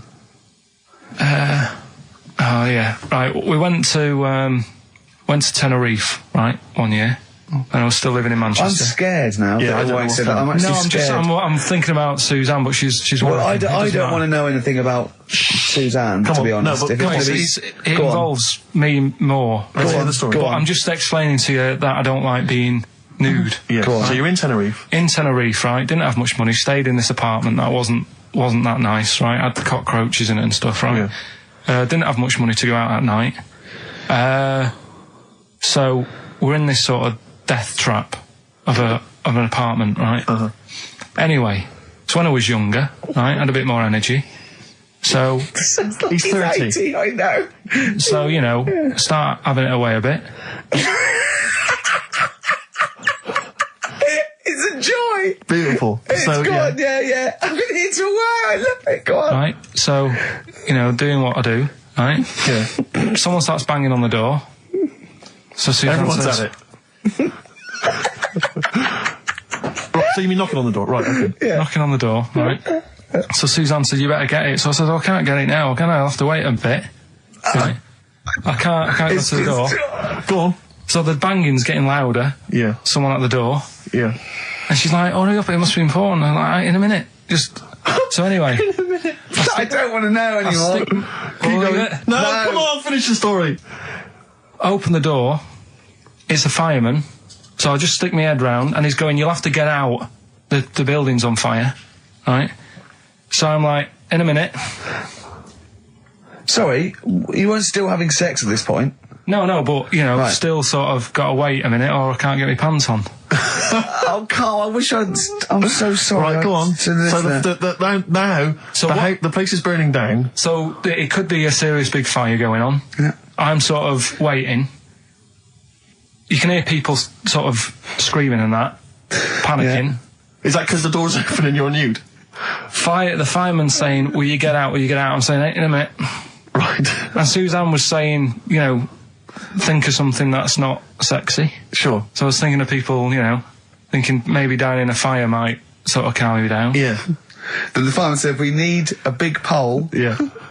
Yeah, Sure, go on. But what I'm saying is that, to me, I wouldn't have wanted to go out and be safe over, do you know what I mean, over being naked. I don't like walking about without on. So what I'm saying is, even if that fire... I love the idea of everyone huddled in there with all the firemen. It just, the camera's fans along and there's Carl. Yeah, a just local news report. naked. With still But would you have gone out without on? But why do I have to go out with now on? I'll just grab a pair of jeans. All right, but you've just, What? There's a fire, Carl. Yeah, but See, not everyone looks at men's packets. That's only you, remember. Most of the other firemen wouldn't be going, oh, look at him. But what I'm interested in is he's how pleased long, to see us. Carl, how long did it take? And did the thought of dying in a fire help? After a bit, but the fireman sort of had a go at me. Sure. What do you mean? Well, he wasn't happy that I was dawdling. Well, to be fair... But what can you do? Answers on a postcard. To the usual address, XFM. Who's your auntie with the tattoos? That's Hazel. Oh, right, yeah. Let's leave that. Why? Oh, let's Why? not talk Well, about leave it. What have I come across there? What's up with that? Auntie Hazel? What's up with Auntie Hazel? There's nothing wrong with it. It's just What? just a lesbian, which is nothing wrong with that. Well, no, but you've made it sound like there is now by not wanting to say it. My auntie's a I lesbian. know what you're saying now. I know what you're getting at. Just because I call her Uncle Hazel. Play a record. He's from Manchester. Please forgive him. I had earrings ages ago, but... Did you? Yeah. Oh, But yeah, you're a when man who when I was about notoriously 18. hates pain, and he's scared of everything. It hurt. I was about 18 and I took 2 in 1 and they did it right and he just went and I went alright, I went yeah. I just went, oh god. Did you have them in both earrings? It's just it was like a staple gun. I just went yeah and it did really hurt. I thought, well, I'm not doing that again. It hurts too much and it just throbbed. Were you still living with your parents at the time? No. I mean, what do people... your kind of oiky Reading family, what would they have made of... Oh, well, they know I had them afterwards, yeah. But did they take the mick? Oh, God, of course they did, yeah. Yeah. Rick, you ain't going to eat like that. Oh, you'll get followed. Oh, look at you. Look at that. Yeah. That's disgusting. And when I was new romantic, my mum said, bloody hell, I thought I only had one girl. Which is the earring? Because isn't it like one ear is for gay people and one is for straight people? Is that just a myth? Or I don't know. It might was be something to do with which ear you had it in? Yeah, there probably was sort of like signs for that. Yeah, it's like when you're growing up, I had loads like a white polo neck, right, and a ring on your little finger. That means you're gay. Yeah. Yeah, like you can see him coming. You're just consulting your little chart. Exactly. Hold on. White polo neck. Yeah. Those are the earrings in the left ear. I got it. I don't know where I am. Wasn't there that thing that the famous cover of Born Bruce to Run? Springsteen? Yeah. Well, you didn't know the handkerchief. Yeah, It was handkerchief in the right hand pocket. Dominant and was. Yeah, I don't know. But, where is this information? I wouldn't have known that. I might have gone around, with, if it was hot weather, something to mop my brow, I wouldn't have known that. What, can't the gay people kind of notify us? Can't we have some kind of website or something we can check out? Do you still go to that pub with all those sort of like butch blokes? Lovely guys. With the moustaches and, yeah. The caps, great guys. A lot of them are firemen, a lot of them are like traffic cops. Great people. You know what I mean? Fascinating you know you're safe in there. Yeah, Also, there's no women to... It's like you're just having a great time with the lads. And there's nothing... It's just brilliant. playing pool stripped to your waist. Yeah, I know, yeah. I can talk. Oh, my back's to that. So, now coming up the Verve, after that, an amusing link about gay handkerchiefs. Oh, really? Looking forward to this. 104.9 XFM, Ricky Gervais, Steve Merchant, Karl Pilkington's pressing the buttons. Yeah.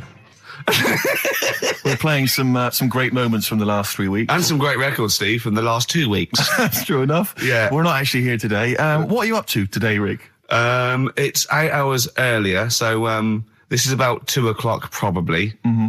So it's about 6 o'clock in the morning. I'm still in bed, mate. I'm asleep in my hotel room. Now, where are you? We're in LA.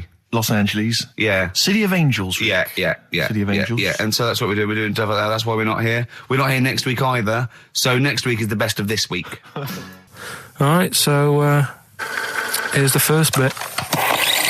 Can I tell you one of the best presents I ever had? Cool. Without doubt, all I ever wanted was a go-kart. This is true. I was like sort of 5, 6, 7. And I eventually, for Christmas, I wasn't sort of spoiled in the sense that I got pocket money, but I always got what I wanted at Christmas eventually. Because, working class mothers, they'd get it out the catalogue and pay for it for the rest of the year. So I always got, I'd really, as many presents as anyone else. And I got this go-kart. It was a little red go-kart and it was a pedal one. And I'd run home from school and I'd be in it and I'd get up and down the garden for hours. I'd have to come in from a tea and this was fantastic. And this went on for like weeks and weeks and went through the summer. The next time, it was fantastic go-kart. I'd show off. And then one day I came home and I went, it was always at the back of the shed, sort of up against the shed. And I went in, I couldn't see it. And so I went to the back door. My mum was sort of like washing up with that. And I went, where's my go-kart? I thought it hasn't been nicked. She went, your dad swapped it. Your dad swapped it? Yeah. I went, he what? And I was going to be brave. And I went, he what? She went, he swapped it for a wheelbarrow. And I could see she didn't approve of this. And she was thinking, I'm going to tell him. And then I'm going to, you know, have this out. And I went, right. She went, it's your wheelbarrow. And I went to the back of the shed and there was this wheelbarrow. He swapped it with a bloke called Jimmy Dublin, who he worked with. Jimmy Dublin? Yeah, I don't know. I think he was a respectable member of the community. He was fine. It was his lively. No, I think he was an Irish gentleman. And that's why we called him. I don't know what his real name was. And I think my dad must have been drunk and he went, you know, I want to get my son a go-kart. And my dad went, well, my kid's got one. He's probably had it for a year. He's probably bored with it. Yeah. And he said, I'll give you this wheelbarrow. And I went to this wheelbarrow and it was caked in concrete. I could hardly lift it. I just nicked off a building site, obviously. And I'd be there for hours trying to push this wheelbarrow up and down the garden, right? And it was okay though, because I was going on holiday soon. And I 7 years ago, I went to Bognor Regis, a place called Riverside, because some woman around the way had a caravan that we got free for a week. And it was great, just wonderful. And I used to go there with my mum and my nan. Oh, party time. Yeah, the age of 7 to sort of go. No, it was good because, you know, when you're a kid and you wake up in a strange place, it sort of seems weird. You wake up at 3 o'clock in the morning hearing your gran pissing in an iron bucket. And, you know, We've all been there. You get disorientated. Anyway, and I went on holiday and I met a little friend who was about my age. We were both sort of like, right? And he'd hired a go-kart. He had this great go-kart. And he came around to my caravan. And I went, I've got a go-kart. And I remember my mum opening the window of the caravan and going, don't lie. That's so evil. And I went, I had a go-kart. Wow. Yeah. Did you ever talk to your father about the fact you swapped it? No. You never mentioned it to him? No. You still got that wheelbarrow? I think so. I've grown into it. Yeah. Yeah, I can nearly lift it now. Yeah. And now I'm just too old to run up and down the garden with now it. Now you get one of your several gardeners to use it all the time. Wow. Oh, dear. Now, Karl, you promised me that you were going to reintroduce Educating Ricky. Yeah, we can do that. Have you got it? Have you got something that will that's something that I won't know that's correct and that will interest me?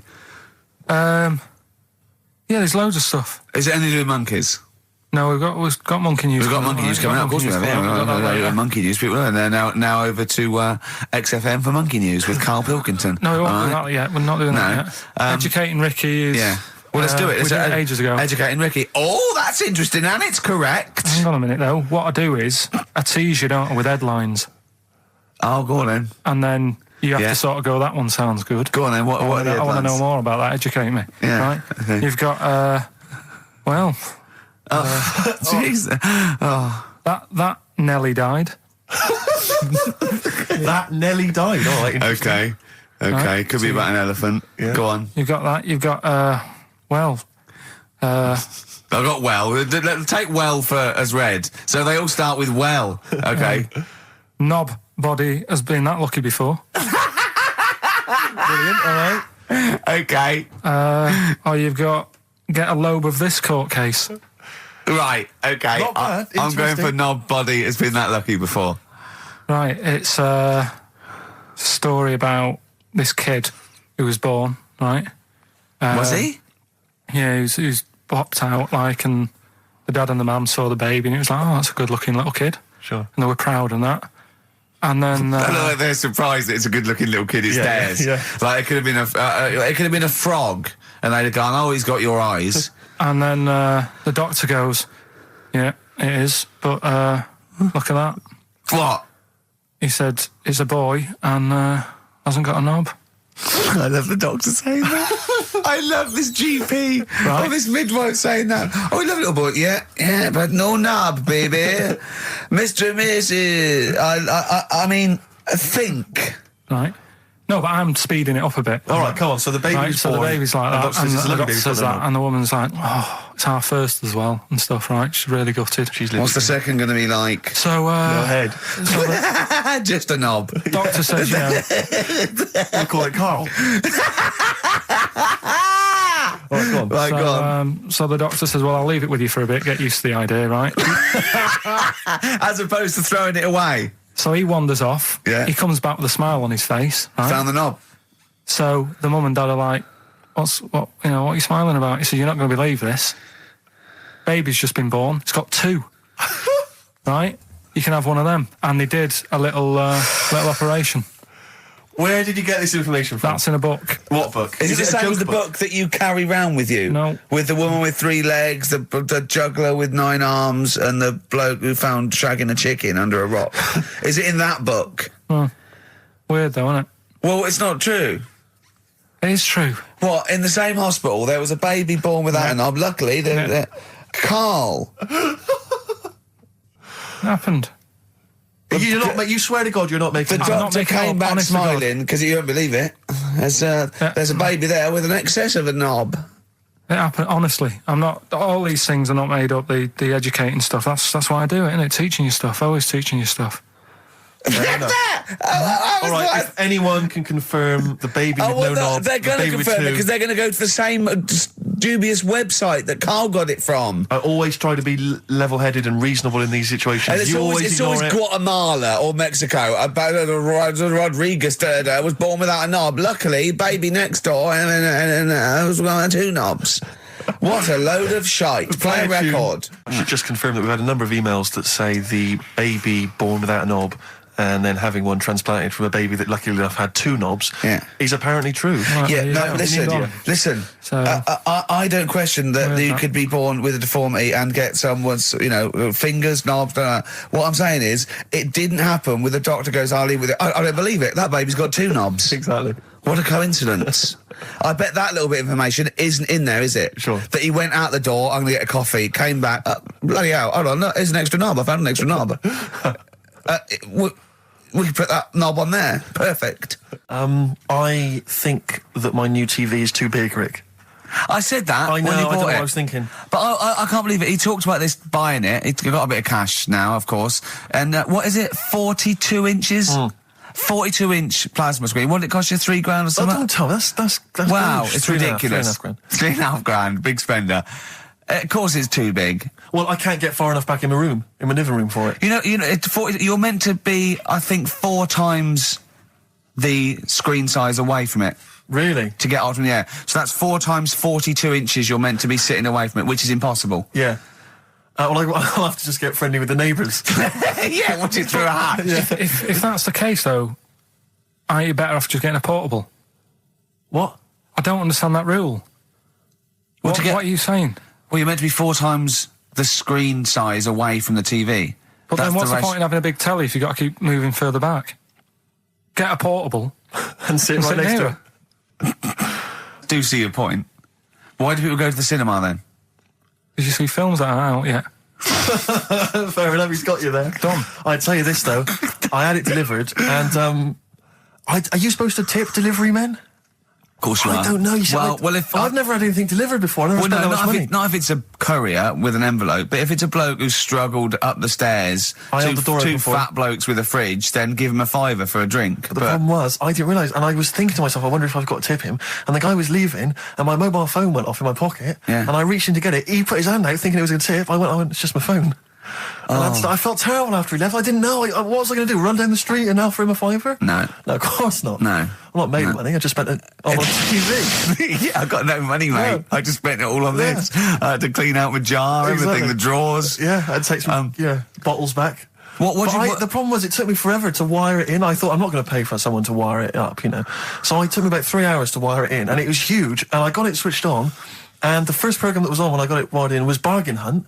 I'll tell you this, David Dickinson's tan almost took my eyeballs out. It was incredible. It was like X-rays. It was extraordinary. So The close. glow. A huge plasma screen with this orange thing coming out, and he keeps turning to the camera, doesn't he? that Just grin. to get you. Yeah, he turns away. You get a bit close. They go, "What's he doing?" He just turns around, Exactly, yeah. takes the cornea off. What do you think, Bargain Hunters? Bargain Hunters, Bargain Hunters. Oh dear, that's why I'd buy a plasma screen to watch Bargain Hunt. I mean, it's ludicrous. This is the problem, is because what do you watch? I mean, have you watched anything that's been worth having? The only thing I've watched really worth watching. 24. Well, yeah, On a 24 big- works great, but also films. Obviously, that's the main reason I bought it, because films just look amazing on there. Yeah, DVD on the plasma That's screen. it. The brilliant Blur, Out of Time on XFM 104.9. One of my post-Christmas. favourite singles of the year, and that's another thing. We'll be playing our favourite singles of the year, as well as our favourite clips of our own show. Rick, I imagine if people have got a bit of Christmas money, they're wondering what they can spend it on.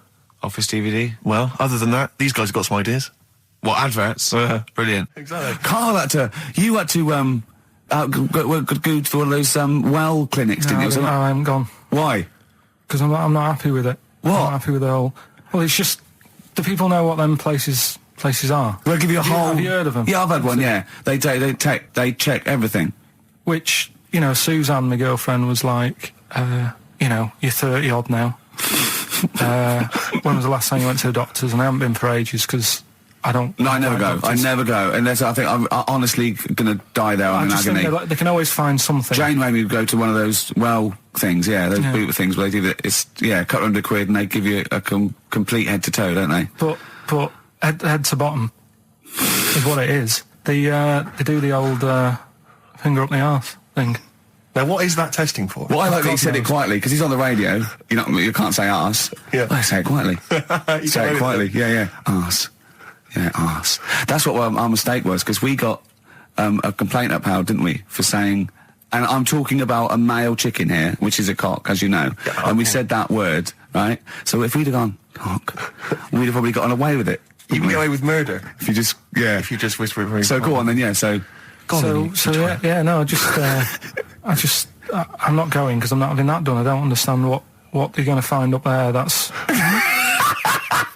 your head. No, but why can't we just? I mean, it's the heart that I worry about the most. Do you mean that in a kind of romantic sense? No, I mean if they'd have to have a long finger, wouldn't they, to check that out? They go, "It's something wrong with your left ventricle." Yeah. Now, this thing about the doctors, they hold your testicles and they make you cough. Yeah, they don't hold the testicles anymore. They just put it sort of like by the side of them. And what's that testing for? I don't know. I think it's something to do with if you got something wrong with your diaphragm or something like that. You can't do it when they press there. I don't know. It shows them something. So it's not doctors having a quick feel. Right, so you can... well, that's good, because do you remember when Carl said he's going to die of cancer? And I said, why? He said, I don't check my balls. I said, why? He said, I don't like the feel. So they feel it for you. They feel them for you. And you can just relax, shut your eyes and think of England. But don't mess with them. What do you mean? You can do more damage messing about with them. Just leave them. And there's two anyway. You can afford to lose one. Yeah, I don't think that's the point. I think the point is it sort of spreads, doesn't it? You've got to check the... I mean, I'm not saying, if don't do it, because they spend a lot of money saying to people, have a quick feel if you've got the time, what have you. But I don't worry about it. Leave it alone. Why, out of interest, why do doctors stick fingers up your arse? Check the prostate. Check the prostate? Yeah, because if it's swollen, it could lead to all sorts of problems. Again, they're not having a laugh, Carl. They're not going, hang on, look at this bald little mank fella. But there's no nice way. I'll feel his balls, stick a finger up his arse and send him home. 300 quid, please, on you go. What about me heart? It's fine. And they're all laughing. Roger, Jeff, stand behind that two-way mirror. yeah, what's this? I'm not going anyway. So. Really, you're not going because you don't want... No, I'm not happy with that. It doesn't even matter. It's not the fact he's a stranger. If it was someone who I knew, it'd be just as bad. That'd be worse! Imagine that! At a dinner party. Oh, God. Oh, look, hello, Roger and Selena. Do you mind, Roger, Would you allow any of the celebrity doctors to do it, though? Dr. Dre? Any of those? Doctor Who? I just don't understand in this day and age. Would you allow Christopher Eccleston to stick his big northern finger up your... Do you got a song on anyway? But I still call Carl every day anyway. Oh, sure. I called him a couple of days ago. Of course you did. And I went, it was the weekend, I went, what are you doing? He went, oh, just in Regent's Park and that. I went, what are you doing? I said, just going for... oh, Jesus. I went, what? He went, a caterpillar just fell out of the sky. I went, what? He went, a caterpillar just fell out of the sky. God, it's there, it's wriggling around. I went, sure a bird didn't just drop it. He looked at it and went, oh, yeah. Of course he did. Yeah. For a moment, he thought caterpillars were raining from the sky. I thought I was in Chicken Licking. Yeah. Unbelievable. Why did you think a caterpillar had fallen out of the sky? I don't know, it just startled me a bit. I love Carl being startled. I like the idea of him straight on the phone to Trevor McDonald. Look, Trevor, there's caterpillars, insects falling out of the sky. They're falling out of the sky now. Put it on the news, quick. Are you sure there wasn't a bird? Oh, there was a bird. Yeah, sorry, Trev. Bye. But it was after, like, I hung up the phone and that from you. I sort of sat there for a bit watching it. I imagine him cross-legged, just in front of it. But do you know what? Because of his shape, the shape of his head, and his sort of IQ, I bet the caterpillar was thinking, Mama. Yeah. Do you know what I mean? Yeah. It's unbelievable. Go on. It was sort of running about all over the place, right, Steve? So the caterpillars have loads of feet and that, don't they? Wow! Well, they have 6 legs. They're actually a larva of an insect, so they have 6 legs. But they have little sucker things to hold on to the cabbages and that. No, they've got more than that. I'll tell you, they've got 6 true legs. Trust me.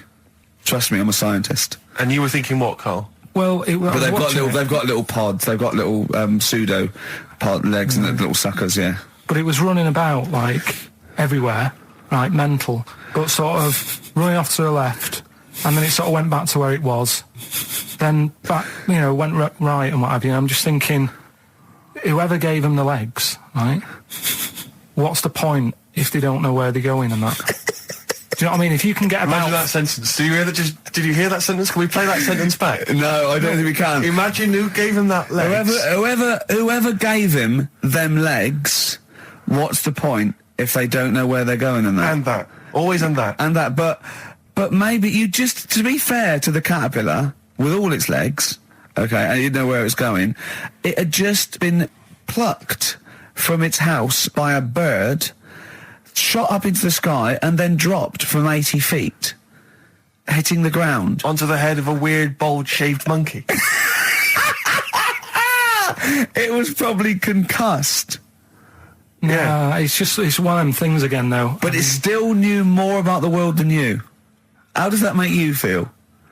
I just think it's a waste of time having all them feet. It's the same thing as the... Now it's got feet yeah. now! It has a nightmare buying shoes, doesn't it? Yeah. You just mentioned there about sort of no knickers and that. Is this going to be your Auntie Nora? No. Right. It's just, like the last flat that I lived in, I always had a good view across the road and I could see, it was the hairy... There was the hairy Chinese not hairy Chinese kid, he was just a Chinese kid, actually. Yeah. Running about. Because that's rare, isn't it? Hairy Chinese kids are very rare, isn't it? Yeah. There's only one official sighting, isn't there? In one of those shit little magazines that you buy. And there was the old woman who didn't move, she was just sat there reading a book all the time. Who we think possibly died and no one came round for weeks, and now I've moved, right? And it was quiet for a bit. I always look at what view I'm getting, right? Looks across and it was just sort of empty, sort of flats ready for people to move in and that, right? Anyway, people are in there now, right? And they've put all the furniture in, but I haven't put any curtains up. Oh. Right. So anyway, I'm sort of washing up, just having a look out the window. Yeah. Right. Girl sort of wandering about, knickers on, right? With no knickers on? You mean naked? Knickers. Well, she had a bra on. Right, okay. But, She's probably looking for a knickers. So I thought, and I don't know how long I was looking. No. Right. But anyway, she looks across. Oh, God. I think she spotted me. Yeah. I think, oh, God. I felt really bad. Yeah. I said to Suzanne... Sorry, is this some sort of Peeping Tom confession? No idea. Well, it's not... That's the thing, though. Peepington. If I was peeping, she was peeping as well, because she was looking over. Works both ways, doesn't it? Yeah, but yeah, all she could see of you was your bald head. Yeah. No, but and your this hands is it. moving as you were washing up. And some white-looking substance frothing up. Particularly stubborn stain on this glass. Yeah. Oh, God. Imagine that. Imagine if she looked across. I'm assuming your sink is lower than the window. But didn't she just cover up or something? Or she looked back and go, oh, you're looking at my fanny? Well, the thing I did... What? I thought, just sort of drop me boxer shorts. Because I thought... Well, Suzanne said, what are you doing? What are you talking about? What are you talking about? No, just so they can see me cheeks of me. What are you talking about? No, because I thought if she thinks I'm walking about in the nude as well, then we've both got something out of it. Carl! This sounds like a bad excuse in court. I know. So sorry, you were looking at a woman dancing around naked, right? So the only thing you could do was immediately drop your boxer shorts. So she looked across, saw you fully clothed, saw you took your boxer No, she wouldn't have done, because it's sort of just the top half and the sink's at a side angle, so I was sort of looking out. So This she is wouldn't genius. so she wouldn't have seen your trousers then anyway? No, she did. I moved in front of the window more. So you then made you actually climbed in front of the window. Oh, this is amazing! So you climbed in front of the window to show off it wasn't your naked obvious. lower half. Suzanne said, "What are you doing?" And I I said, bet she did. What are you looking at? I sent you in here to clean up. What are you doing? I'm just taking my trousers down, stand by the window. Why? Because there's a naked woman across the road. What do you think I'm doing, Suzanne? I'm exposing myself while looking at some free fame. leave it. What's up with you, Suzanne? Anyway, Wait a minute, can I just check? A final question. What did the woman across the way... What happened? What was her I reaction? didn't look again. I just thought you've seen a bit of action as well. We're both happy. Let's leave it. Brilliant. So were you waddling around like a penguin with your trousers around your waist? I just was walking about, and Suzanne said, "What are you doing?" I said, "I'll explain to you in a bit, but don't look out the window, because then it's Excellent. obvious." Then he sees that she calls her husband to look at Karl walking around naked. He goes, "Oh, she's got a... Quick, Suzanne, get him out. There's only one with him to get some more friends. They've gone one more." Oh, that's a wonderful, wonderful clip, and a great record that preceded or followed it, I'm not sure. But, could I make some dedications? Yeah. Because I, last week, just before we had to come in to record this, I popped out trying to get onto the tube, and I had a nightmare, because there were millions of protesters, so-called protesters. Now, a lot of them obviously doing good work. There was one fella, I think you'd have appreciated it, because I know you are very politically active, and I think this guy has really studied hard, and he's realised the best way to make his voice heard on the international political stage is to ride around on a tricycle wearing a jester's hat. He was really shaking up the bloody government. wouldn't want to be George W. Bush about now. Not indeed. Once he sees that. Once he sees that guy. Imagine his aides rushing in and going, George W., look at this guy. Where's that? That's in London, England. Okay, call off the forces. Is that a large tricycle? Yeah. Is he wearing a nappy?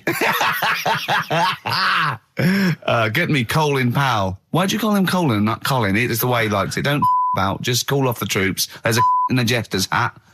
Call the troops off. Just bleep some of those bits. Have you got some educating, Ricky, for me? Got some I need some education, Carl. That's I kind of like- desperately need some education. I want to learn about Chinese kids that are born hairier than average. I want to hear about deaf girls that can hear after their mum hits their head against a wall. These are the things I need to know. I mean, I don't wish to be disrespectful. He doesn't look like a genius. He doesn't look like But then I don't know what a genius looks like. Exactly. So, Steve. you know, I don't want to be an Look at Einstein. Yeah. Yeah. His mum thought he was mental as a child. Where'd you get that information from? That was in the Einstein book. Well, it was in the Einstein book, then it's presumably true. Which Einstein book is that? His theory of relativity? The big book of Einstein stuff. Oh, yeah. Yeah, the big bumper book of Einstein stuff. It's for a coach trip, and you have to fill in E equals MC1 squared, 2 fish, or 3 hello, and then it's multiple choice, and you fill it. It's great. It's Did his mum brilliant. think, A, he was a genius, B, mental? Most people go for A, but it is in fact B. She thought he was mental at the age of 28. Oh, Carl, you never let me down. You never let me down. So have you got Educating Ricky for me? We've got Educating Ricky coming up. We've got Rockbusters. We've got Rockbusters. Great As seen and talked about in Heat. In Heat magazine. It's got really tough this week now. We're not messing about anymore. Right. Got some good prizes. Absolutely, yeah, we'll talk about those later. Because, I mean, was it last week that you had the classic? Was it, I can't remember, I'm paraphrasing, Carl, apologies. Something like, I'm here in Texas, I've fallen in a puddle, and my knee has got wet. Yeah. Wet Knee Houston. Whitney Houston.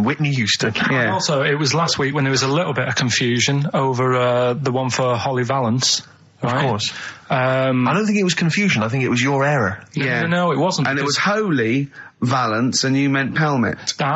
Then Becky, who called up that time and said, if you get mistaken with Pelmet, right, she sent me an email in a week saying, I've done a bit of research. Yeah. It was my fault. I've made an error. Yeah. It is a Valance. Okay. And I know about Valances. As I told you last week, at the very end, my auntie loves them. Yeah. Right? She makes them. She started off just like putting them on top of the sort of window around the curtain. And then she thought, I can do more with this. Yes. And she had a little coffee table that had magazines underneath. And she said, I'm sick of seeing them magazines when I'm sat down. She sounds like a Pilkington. So I'm sick of seeing them magazines when I sit down. So she put a valance around the table. She just got balances around everything now. Yeah. Then, next step, she tapes everything. She never actually watches telly. She tapes it all because she gets sick of listening to the adverts and that. Yeah. So she tapes everything. So she's got loads of videotapes and that. And the video used to get on her nerves. When she was watching a film, she'd see the clock changing. Oh. And it distracted her from the film. So she put a valance around that. That's genius. Yeah. So, That is Or is it mental? Only Mrs. Einstein can tell. I don't know. She's even made her little Jack Russell look like a hovercraft. Yeah. It's great. So everything's got a balance. If you go round and you stand still for too long, the chances are you get a balance around your head. Yeah. This is this is Auntie Who, Auntie Nora. and this is the one that farted for 5 minutes. She did. Lest our listeners forget. Lest we farted forget. for 5 minutes. Called his mum, saying I'm farting. 2 minutes into the fart. She's at about 2.5 minutes in. Yeah. Just like, for example, that's why your balls are on the outside.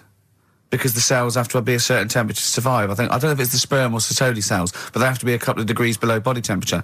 Otherwise, they'd be in a nice cage and we wouldn't get kicked in the nads. What do you mean? That's why your testicles are on the outside of your body. They have to be a couple of degrees below body temperature. Yeah, but that isn't why they're there. You see, this is like the chat we had last week about the giraffe having a long neck. What do you mean? They're there because that's where they happen to be. They didn't go, right. Well, that's what evolution is. It's a selection process. It's not a will. The balls didn't say, look, I'm too hot, let's get us outside, let's get outside of here! All right, hang on a minute then. What? So a little man monkey, right? Theirs are in the same place as ours. Yeah. But they're walking around naked, so it could be anywhere. They could be, like, on the back. It doesn't matter where they are. They call it, well, they could be on the back, yeah. So why aren't they? This is a completely different... Steve! You started it. I wash my hands of the whole affair. And we're not only back to balls, but we're back to monkey balls. Yes. In one thing from about parasites, we're back to monkey ball news. Yeah. How do we get back to chimp testicle news? All right then. So this worm's in a fish. Yeah. It's like a little platyhelminth. I think it's some sort of. But what I mean is, why are they about? What do you mean? They Why? evolved. But why haven't they died out? Because they're very successful. Yeah. What do you mean? Yeah. What do you mean? Yeah. Tell me the brain event that made you say yeah in that 1 second gap. Because in a way I don't get it, and if I think about it too much, it hurts a bit.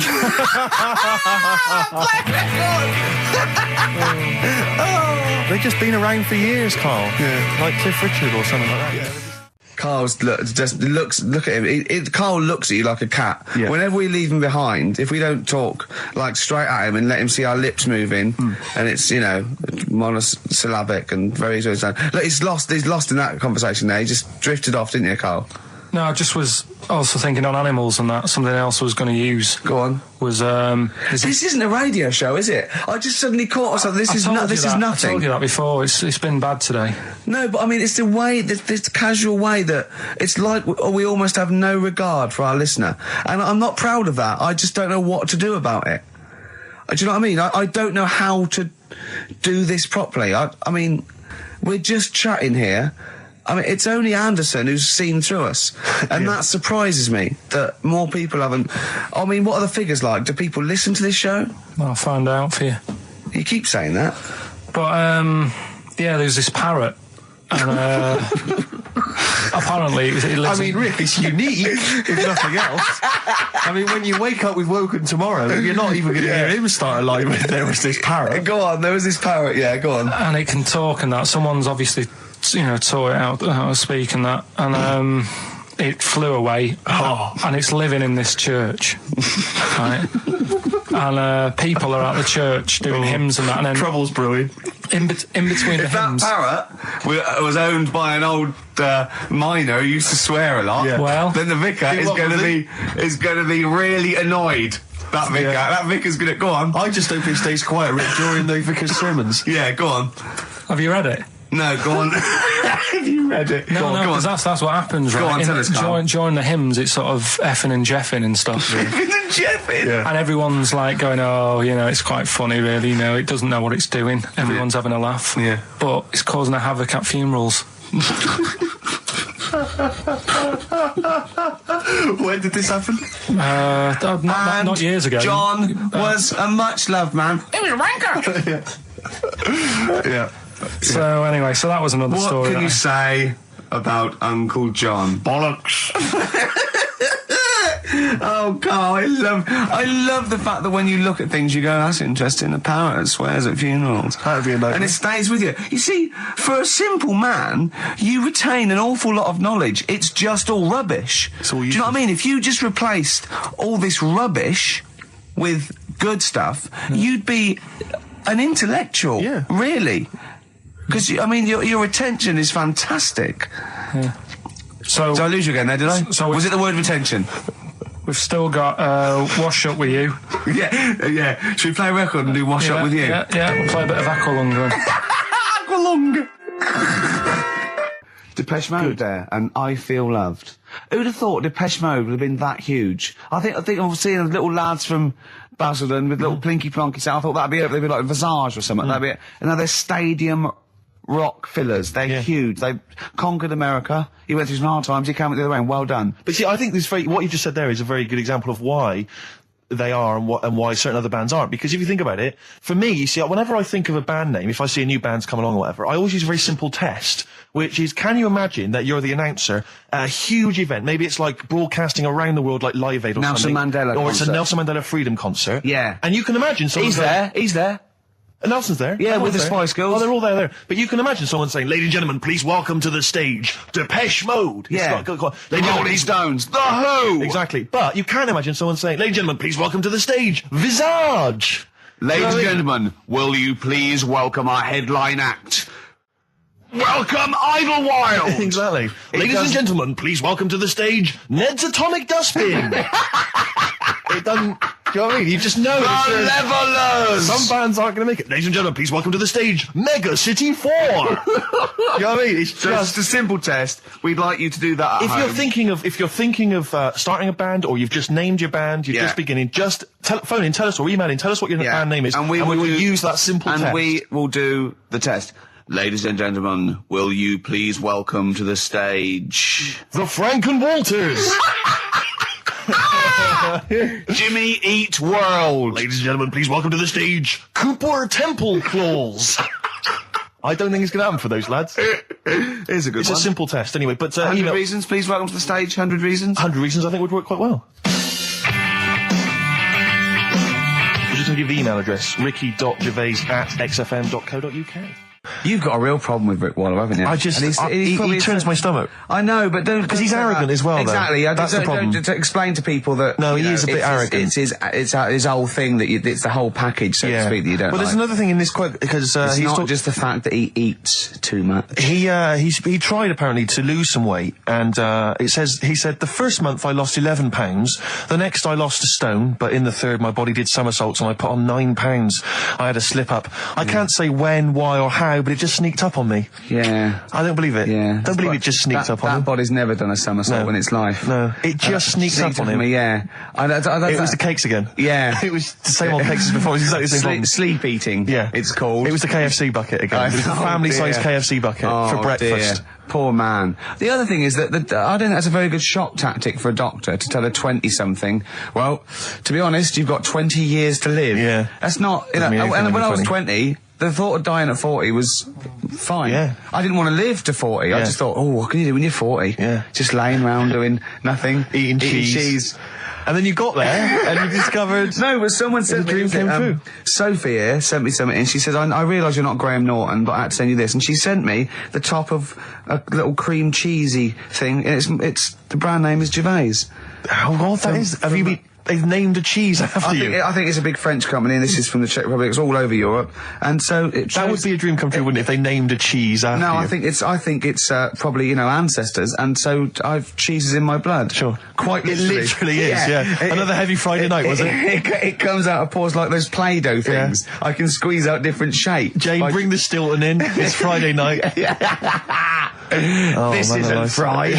Exactly. But yeah, so we can't really have a go at Rick Waller. I eat too much, but But you're not exercise, big. I mean, one of the other contestants on the Fat Club, Celebrity Fat Club, is another one is Jono Coleman. Oh, we love Jono. Now, Jono, I don't know, you know Jono, he's that guy who does, he used to be on TV, and I think he does a breakfast show on a rival station, doesn't he? He's happy, isn't he? He's so true, and he's a really nice bloke, Jono, It's but... funny because he does a breakfast show on Heart, which is wrecking his own. There's a bit of irony. Oh, I love Carl. Thanks, Carl. Do you know what I mean? Yeah, I love you. I can see where you're coming from. Yeah, that's good. But we've met Jono a couple of times. We saw him at a couple of, not wishing to say not to show off, but a couple of awards dues. Yeah, like that's showing off. But like people would have seen dead there. Well, yeah, but we went to one where everyone was in like tuxedos or suits and ties. Not Jono. Jono was wearing a pair of Bermuda shorts, Big Bermuda and a shorts, Hawaiian knee-length Bermuda shirt. shorts with just these little... But I saw him again another feet. time, and he had shorts on at Yeah. a similar event, and I've seen him since in the street, and he's all.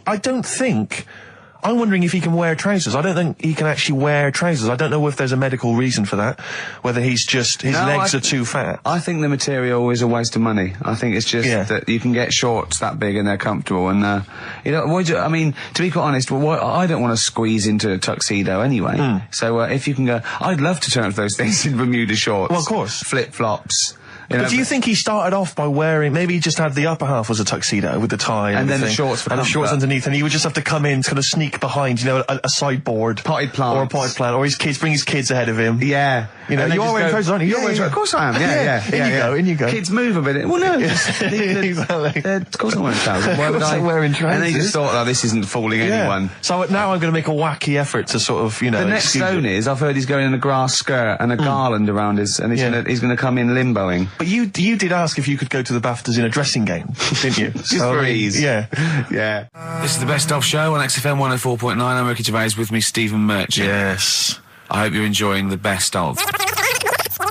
What do you mean your fortunes are on the up? Anyway, DJ, where Well, I'll tell you, I was hired. Well, I say hired. I did it as a favour to a friend. His wedding the other week, and I got there. I was thinking, because everyone had their little role to play, and then people were doing a good job. I love you taking it seriously. And I spent ages putting together some CDs, special selection CDs. love that! Because what I did was I burned them on iTunes. Did you turn up with your own headphones round your neck? Own headphones, wearing a suit, but headphones. Metal case. Didn't need it. Just had them all in one small box. Brilliant. Boom. I thought this is good stuff. I got some classics here. Give me an example. Give me an example of that, like the first hour, the warm-up hour. Rick, I'm coming straight in with Frankie Valli, Oh What a Night. Brilliant track. I mean, when those beats start at the beginning, who's not getting on the dance floor? Wait a minute, what's this following up? Go on. It's the Jacksons. What, I Want You Back? I Want You Back. Brilliant. It sounds good at the moment, Carl. Yeah. So I'm thinking, at least I'm gonna roar this, because they laid on a good spread. The ceremony was nice, food was nice. I'm thinking this is going to be the piece de resistance. Yeah. Alarm bell started ringing. Why? When I realised there was a marquee outside. Of course, it's a balmy summer evening.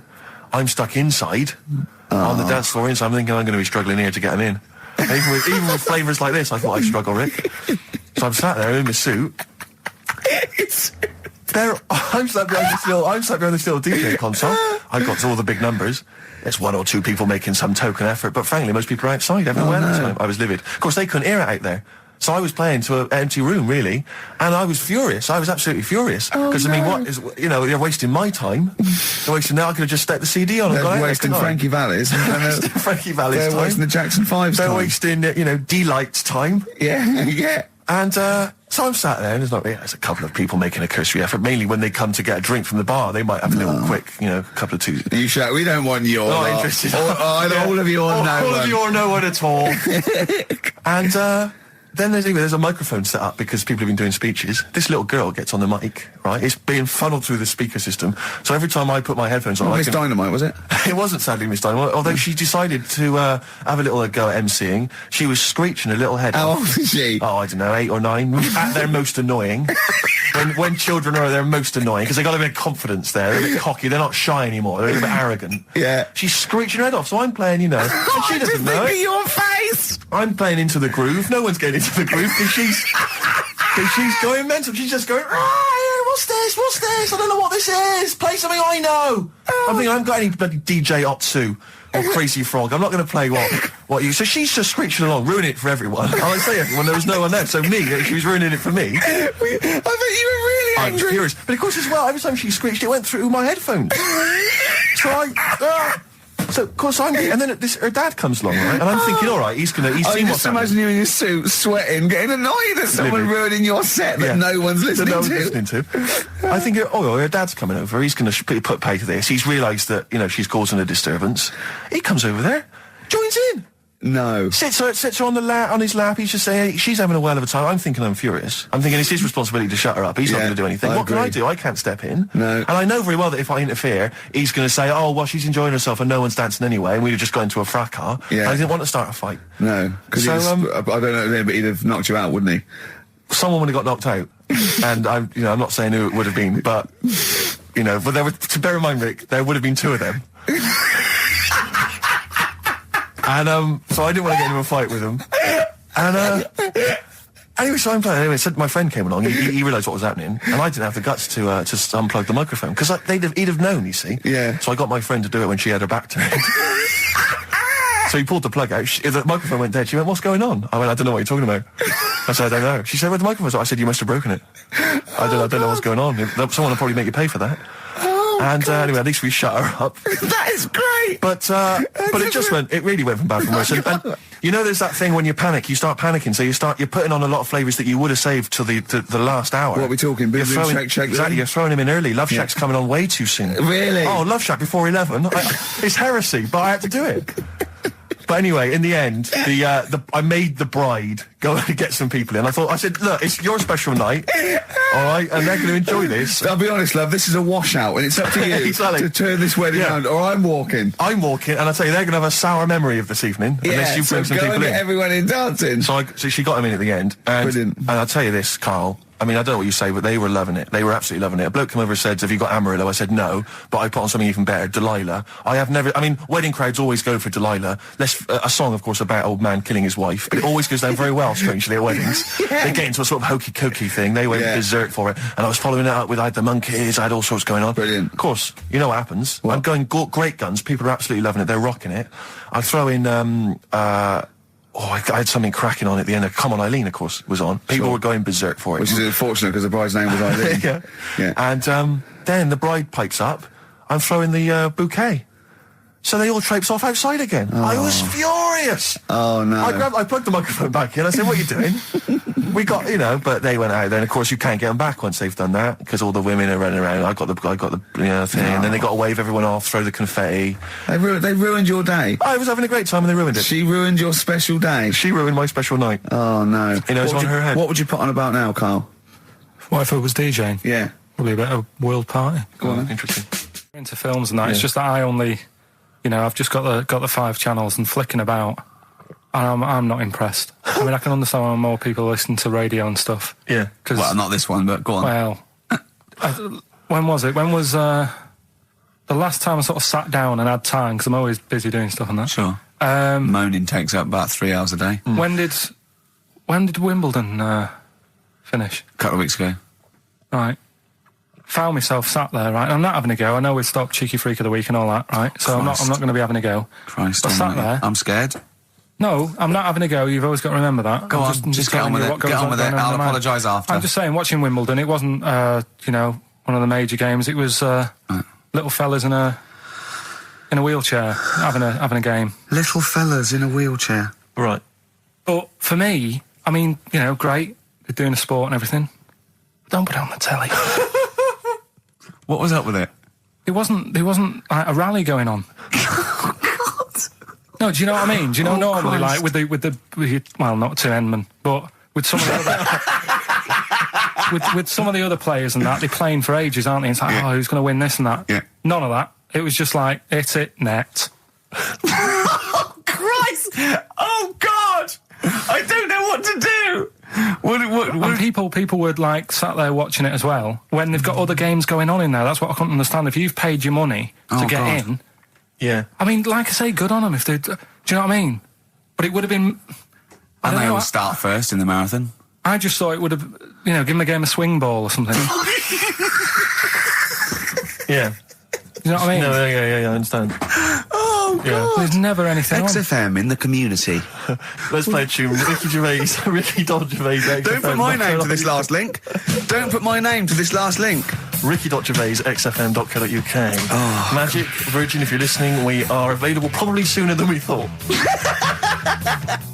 Oasis and Songbird. It's a nice little ditty It's all right, yeah. of a It's not Saturday. bad. Yes, thank you. XFM 104.9, Ricky Gervais, Steve Merchant, Karl Pilkington. I think we should go straight into it, Karl. I think we should do the competition. There's Karl in the corner. It seems a little premature. Do you reckon? Yeah, I Do you think reckon so. it's so Yeah, good? We should tease it out of them. Well, it's a big thing. It's just that I've got absolutely nothing to say. Sure. I haven't really. Well, I mean, like often I know you all have spoken to Karl in the week. This week, for some reason, I've been speaking to him. Oh, right. I spoke briefly to him about Michael Jackson and the documentary.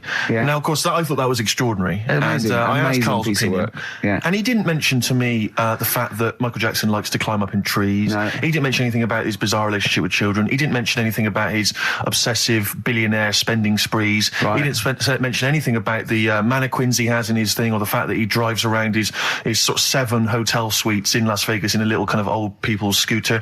The only thing of note for Karl was he said to me, "Did you notice how big his hands are?" I'll tell you what, though, I did. What? Yeah, how you look at the man's got like a face that he's had reconstructed. Well, I can't seem to say that. It's libelous. Yeah, no, he hasn't. He's got an he's had oddball two. He's had two nose face. jobs. Yeah, And you're looking at his hands. But I think it's because you look at him and he looks a bit like there's a bit of androgyny there, but it's sort of like it is quite a petite sort of old lady's face in a way. But then you see these labourers' hands come out. That's always the way with a tranny, isn't it? You know what I mean? What, you can't accuse him of being a tranny? No, he's not. No, he's not. What are you saying? No, I know he's not. got enough issues. Now you're accusing him of being a tranny. I like him. I thought he came out that brilliant. I thought it was really. I really felt sorry for him. No, I think he cleared up a few things as far as I'm concerned. I thought it was a fascinating piece of work, but I did like the shopping spree. That was great. Extraordinary, because he's just got going such around bad just taste. pointing. I know it was bad taste, wasn't it? It was like one of those bizarre shops. You know what I mean? There's anything, sort of a gift shop, but they're trying to make it look like Ming. But and it's sprayed gold. If he'd been living in a trailer park, he'd have been ordering, one of those porcelain dolls dressed like a Harley Davidson bike rider, or an Elvis commemorative plate. It was the kind of billionaire equivalent of that. But the hands were a giveaway. It's the same as those sort of transvestites. It's like you get. What was it about his hands? You know when you get like a cab driver or something, right? And he decides to turn transvestite about 60, and he goes on Kilroy. Do you know what I mean? That way, he's got a twin set of pearls, and he goes, "I've never felt so comfortable." But his hands are still big. He's got a little wig, and he's got the lipstick on, and he's with his teenage kids who are going, "Kill me." Do you think he's been having surgery on his hands to make them larger? Bigger, yeah. Was that why he was wearing that glove through most of the Exactly. But I think he wants to be a goalkeeper. Right. And they said, well, you can't, Michael, you've got big hands. It would help him climb the trees. Yeah. And he can play tennis now without a racket. Yeah. So what did you make of it, Karl? Were you intrigued? The Michael Jackson thing. It was all right.